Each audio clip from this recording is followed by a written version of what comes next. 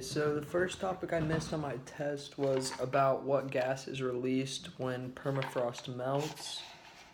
And I picked CH3, which is incorrect. The correct gas that's released when permafrost melts is CH4.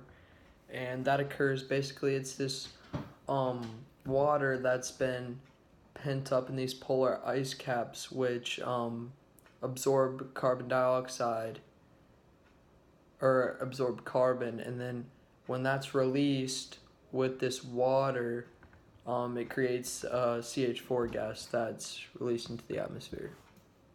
So the second topic I missed on my test was about which layer of the atmosphere contains 75% of the mass, and I picked stratosphere with the reasoning that it was the layer with the ozone or stratospheric ozone, but the correct answer was the troposphere, and that's it has 75% of the mass, mostly because of all the water vapor and the water cycle and weather that goes on due to the water cycle in this tropospheric atmospheric layer.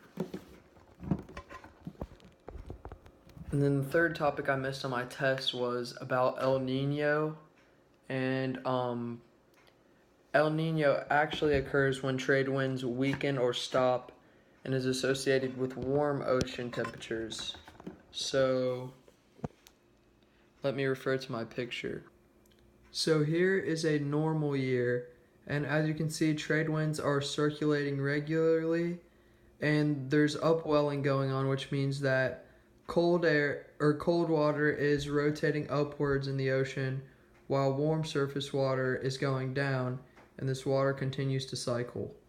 Compared to an El Nino year, when trade winds drop, they weaken or they stop, there's increased convection in the atmosphere, and a deep layer of warm water is established on the top layer of the water. So how scientists realize this, that it's an El Nino year, is that they're measuring ocean temperatures and they realize how much warmer they are than usual, and then they can make the conclusion that El Nino is going on, which can be very devastating to an environment.